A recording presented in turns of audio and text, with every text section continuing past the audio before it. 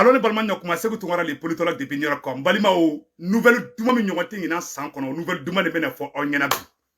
Balima ou bié lundi 2 mai 2022 nouvelle duma folo folo jumenye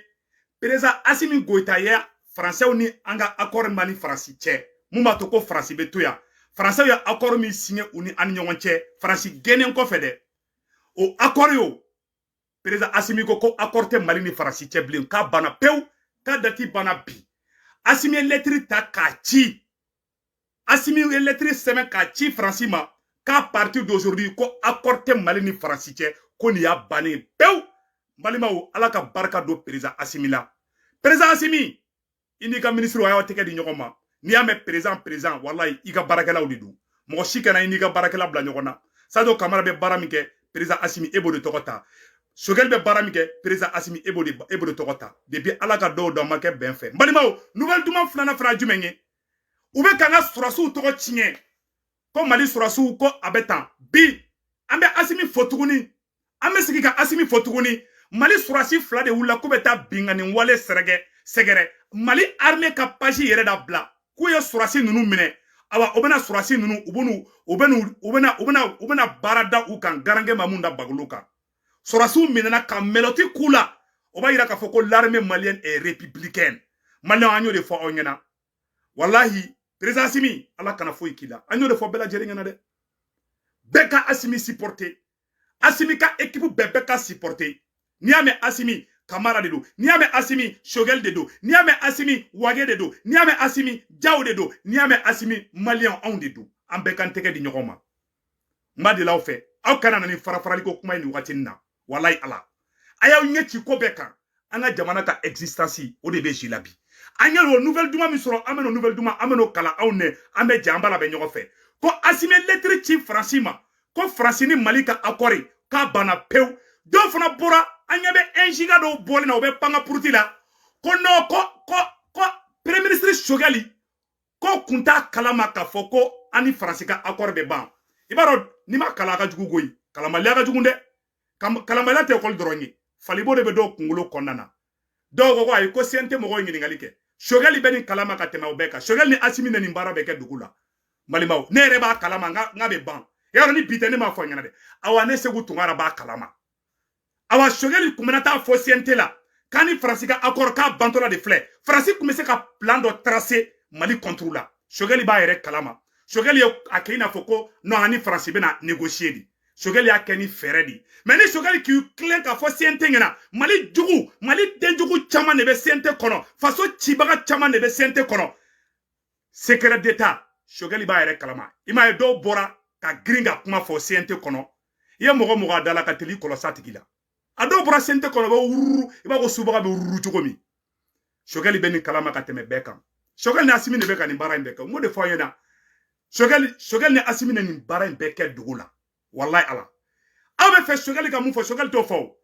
Poutine ga système Shogeli be ko de kebi Poutine ga système américain yu ka service de renseignement bla américain yu ka service de renseignement bla ko irisu bena ta Ukraine attaquer Vladimir Poutine bora ko tienta la ko américain be ka galon noro alila kale tena se Ukraine ma ama Ukraine attaquer ya OK président Macron tara irisu fe ko irisu ka sorosi be malla irisu ka président ko aide ko irisu ka sorosi fo ite malla abana kuy ou ça dit que ni irisi système de do Shogeli be irisi système de ke Assimi be irisi système de ke adu ka journaliste yere ya fo ko Mali gouvernement mun fleninge mais to nyina do de be no ou be Shogeli go kala ou tout chaud là de ou bujo ko bena Shogeli ni ga akoro ko la au lieu secret d'état de mogote mun fo mbalimaw mena bela jelen kala aw ne ambe jambala ambala me nyogo fe tout de suite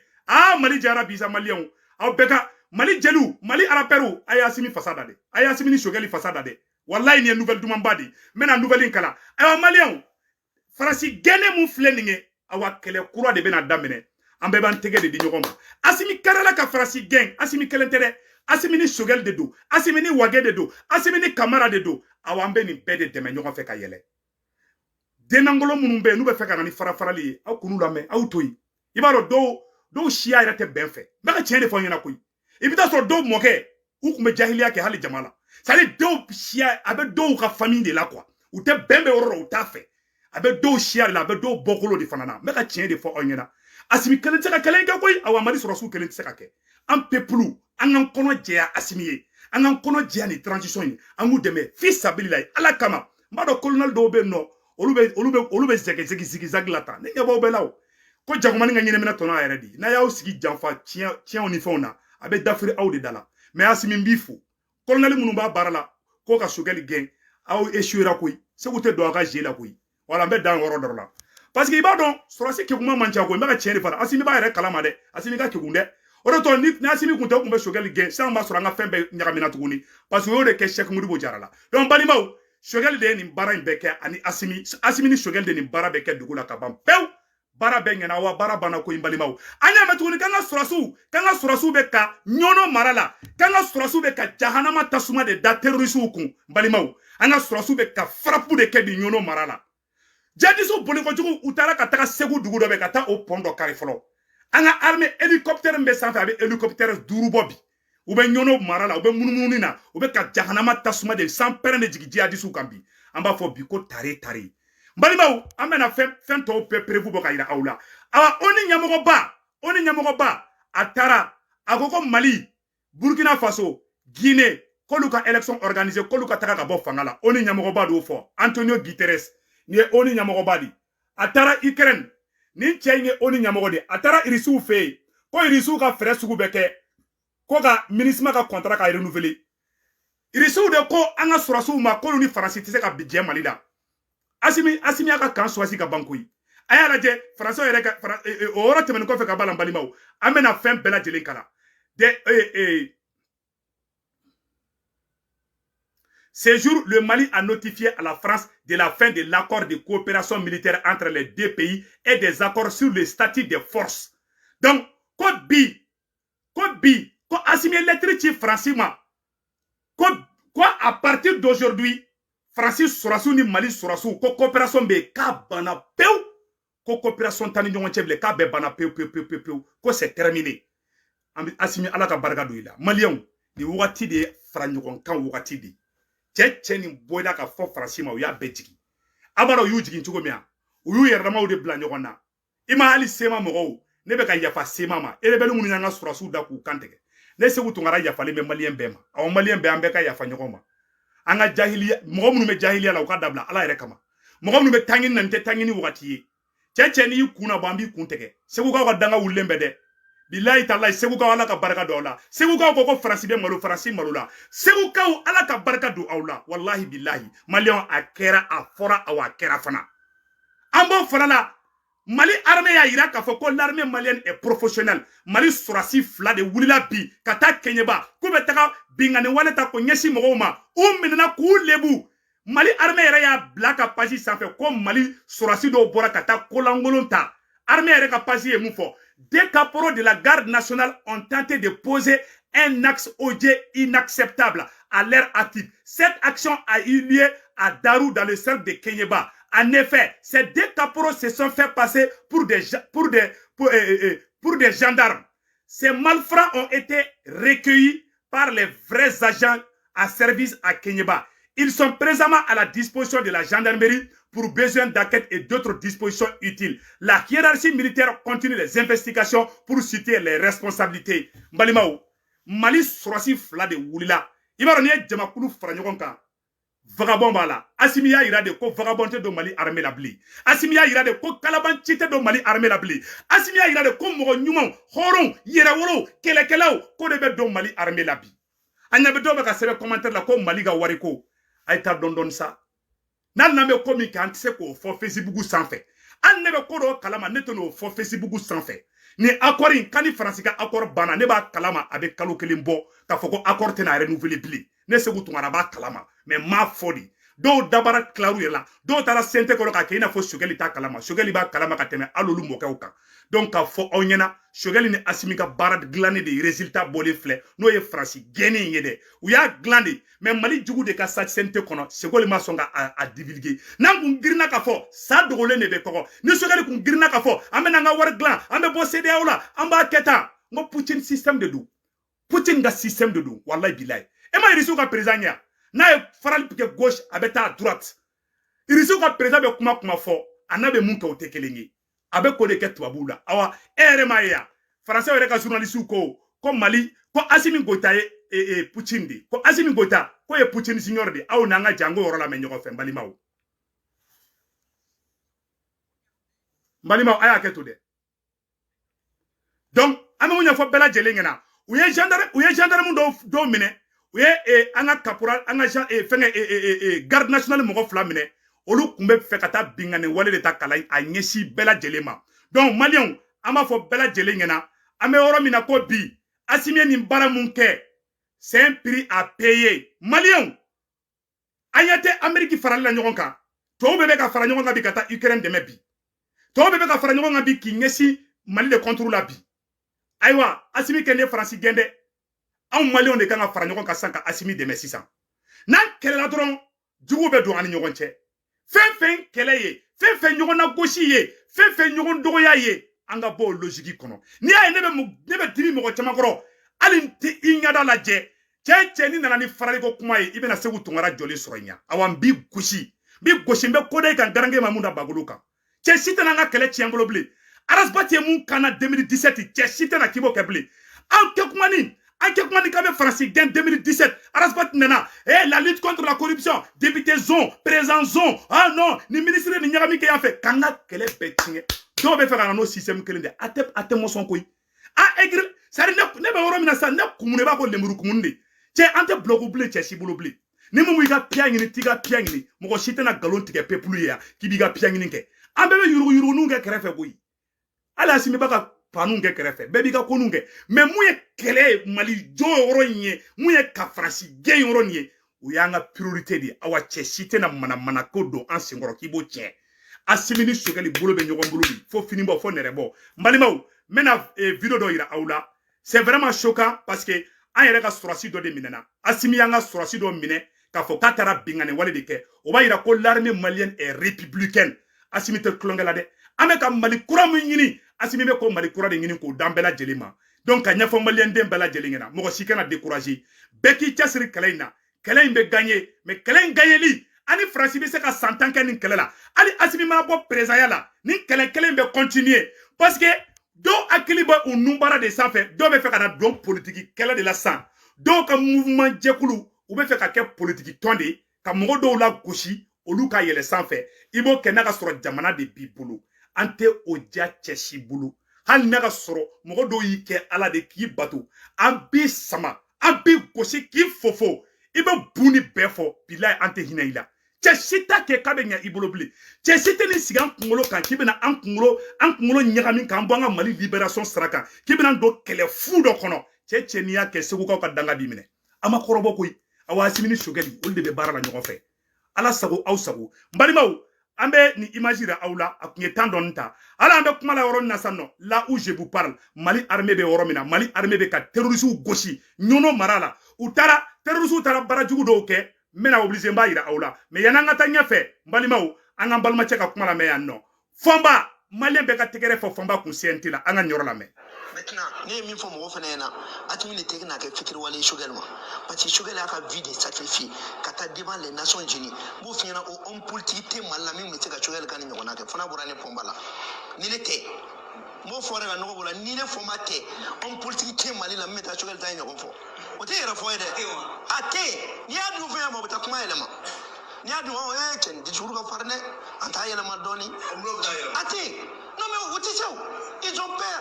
e ka dem isam no donc ni yan balima cɛ fɔnba de ka kumakan yan yɔrɔ la ka ɲɛfɔ bɛɛ lajɛlen ɲɛna ka fɔ u ye fɔnba ɲininka k'a bɛ ka Choguel ka kɛlɛ kɛ k'a tɛ ka Choguel ka kɛlɛ kɛ balimaw français fana mun fɔ an bɛ yɔrɔ fana kala an b'o lamɛn ɲɔgɔn fɛ.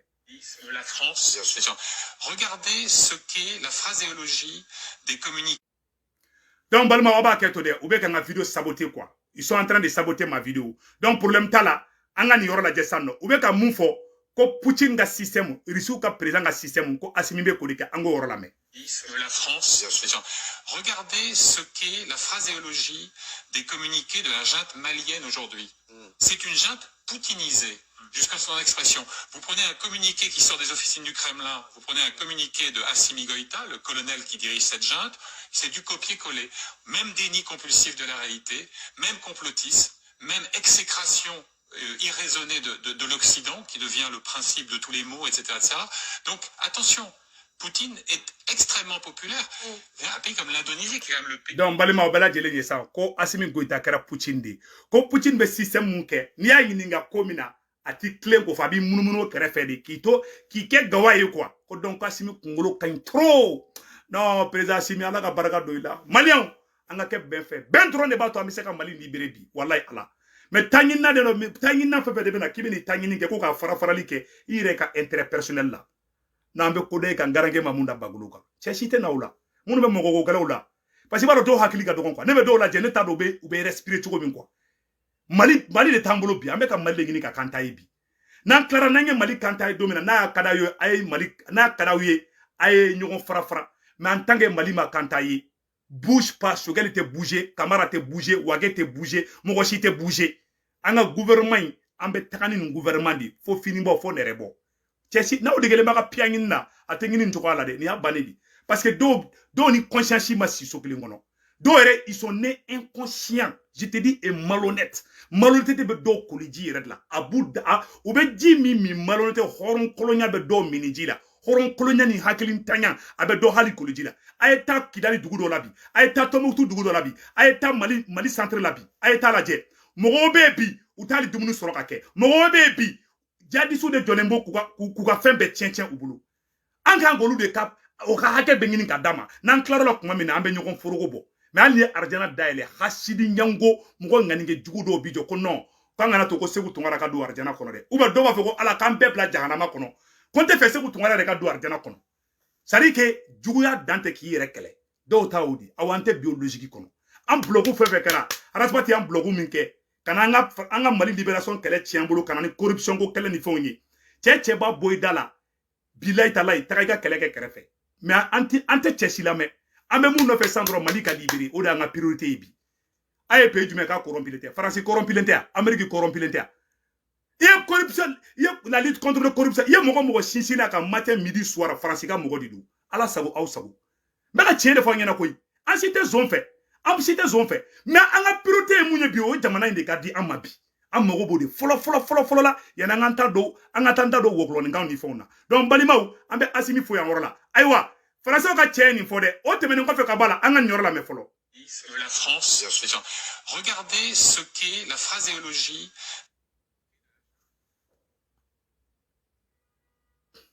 Donc, on a ignoré la Dieu.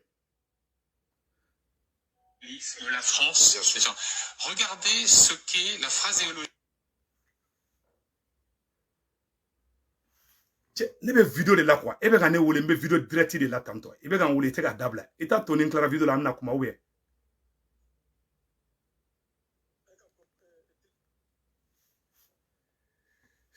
E jonga a to nganti ki bloquer folo quoi parce que avec un toro donin quoi wallahi. Voilà. Ma fe na ngodo hakili mai. Do te fen dongoy.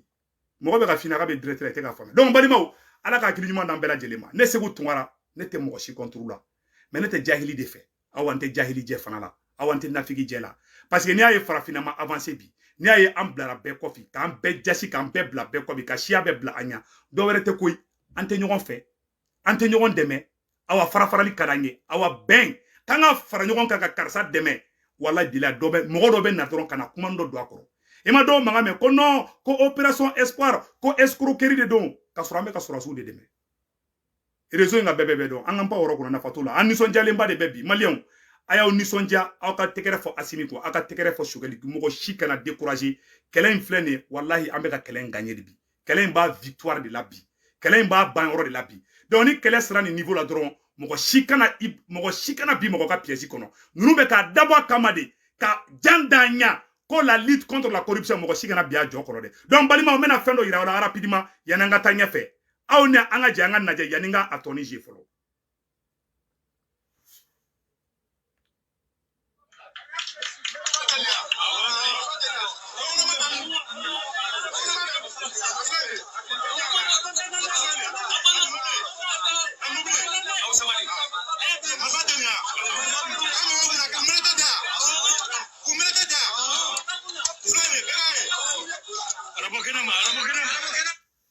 surasi minnu ye baarajugu kɛ u lebulen de filɛ tantôt surasi minnu ye baarajugu kɛ dɛ c'est pour que ka yira aw la ko Mali armée kɔnɔ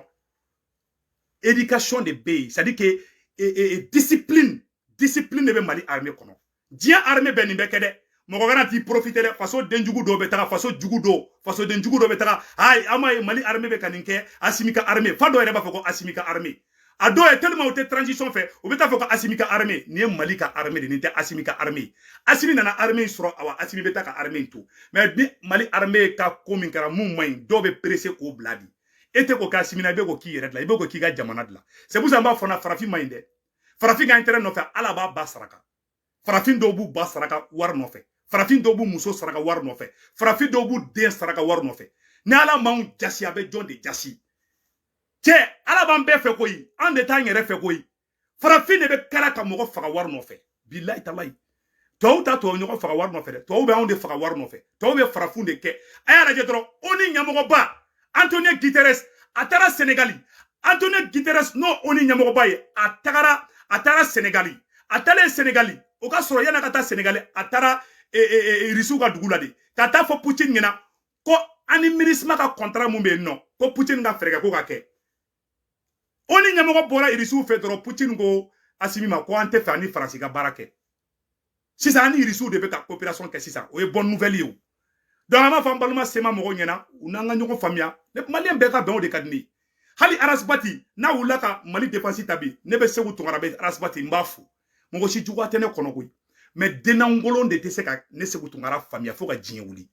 o kɔrɔ tɛ ko mɔgɔ min bɛɛ bɛ ka ne kɛlɛ ko bɛɛ ye denangolon ye dɛ dɔw ta ye fili ye mais depuis ala ka diɲɛ da depuis ne kunkolo yɛrɛ réseau ka dɔw ma kɛ ne fɛ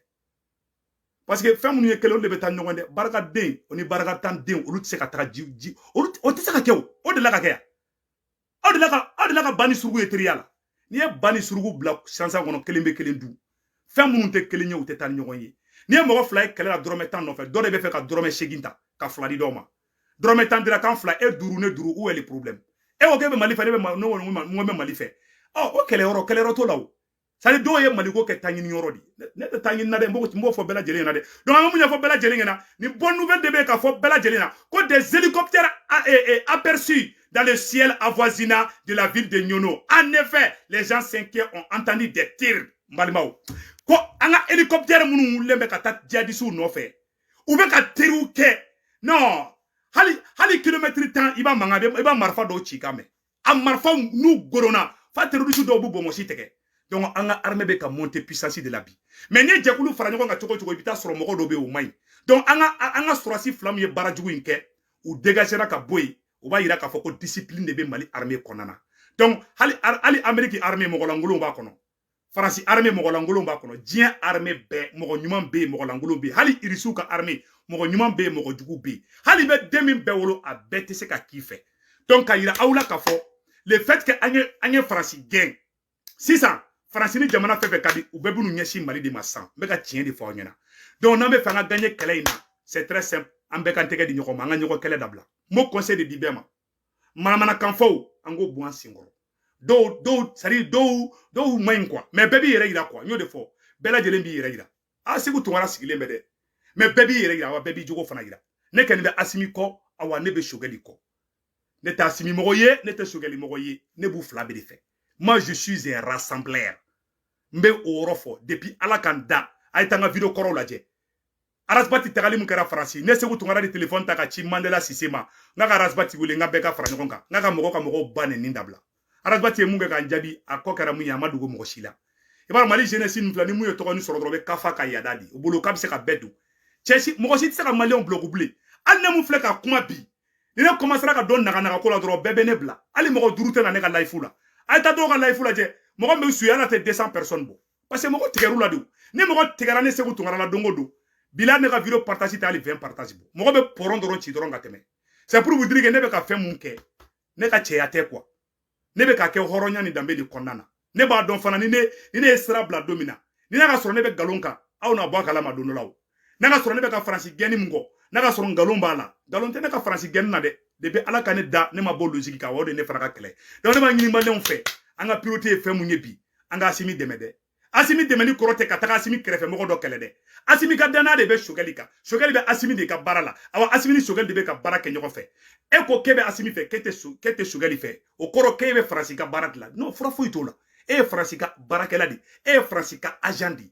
Bilay talay. Parce que do klo grina ko nya gri. Do yɛrɛ donna manamana kan fɔw la. Do fana ko an ka armée be ka fagali kɛ. Mali armée kelen de b'a kɛ. Amerika armée t'a kɛ. Donc ala ka baraka dum balla. Mali ma an bɔra ka ni vidéo de kɛ ka yira bɛɛ lajɛlen na. Mais ko an ka pont dɔ bɛ nɔ ko terroriste taara ka t'o pont kari dɛ. N bɛn'o pont yira aw la. Balimaw ko Ségou dans la nuit du 1er au 2 mai, les djihadistes ont saboté l'explosion du principal pont qui mène à Madina Croix, Nyono, B3. Les djihadistes ont tué un civil dont les villageois restent toujours dans l'attente des femmes pour être inhumés. Balimaw a photo flène. Djihadistes taara ka taa u ka pont min kara a pont photo flène. Anyata la. Voilà. Mais un hélicoptère wulila. A fura dɔrɔn ka sɔrɔ Asimi bɛ sɛ sogo ɲimina dɔrɔn Asimi ko k'an ka sɔrɔsiw ka wuli ko ka taga Maliens sauver. Sans. Donc an ka sɔrɔsiw de wulila u talen b'o de la. Donc Maliens bɛɛ k'i concentré an ka Asimi dɛmɛ an ka sɔrɔsiw dɛmɛ an ka bɔ wɔkulɔni kan fɔ la. N'a bɛ mɔgɔ min kɔnɔ ko Mali libéré la Mali libération ma hali daminɛ fɔlɔ. N'a bɛ Malien min kɔnɔ ko Mali libéré la wallahi Mali libération ma daminɛ fɔlɔ. N b'o fɔ ka nɔgɔ b'u la pewu. Donc nin ye cɛsiri wagati de. Ni kɛlɛ bɛ san 40 tan n b'o fɔ an ɲɛna bi dɛ. Wallahi ni nin ma tɛmɛ san 40 na bɛ taa fo san 50 la. Donc de grâce ni mun b'a ka politique kɛlɛ la a y'an ka premier ministre to yen. Ni b'i ka politique kɛlɛ t'i ka parti sigi parce que an ɲɛ bɛ mouvement caman na. Dɔw bɛ fɛ ka kɛ parti politique de ka taga sɔrɔsiw dɛmɛ. Mais olu tɛ fɛ Shogeli ka ye. Olu bɛ fɛ Shogeli ni M5 de ka den kɛrɛfɛ. An ɲɛ b'o aw bɛɛ ja la. Mais nin t'o wagati ye. Sɔrɔsi colonel minnu fana b'o baara la. O de kosɔn n ka ma n ko sɔrɔsi kekuma man ca. Parce que dɔw bolo dɔrɔn baara banna san an bɛ élection de préparer san baara ma hali daminɛ fɔlɔ. N'a ye fara farali daminɛ don o don ni fanga in ma tila n'a ka si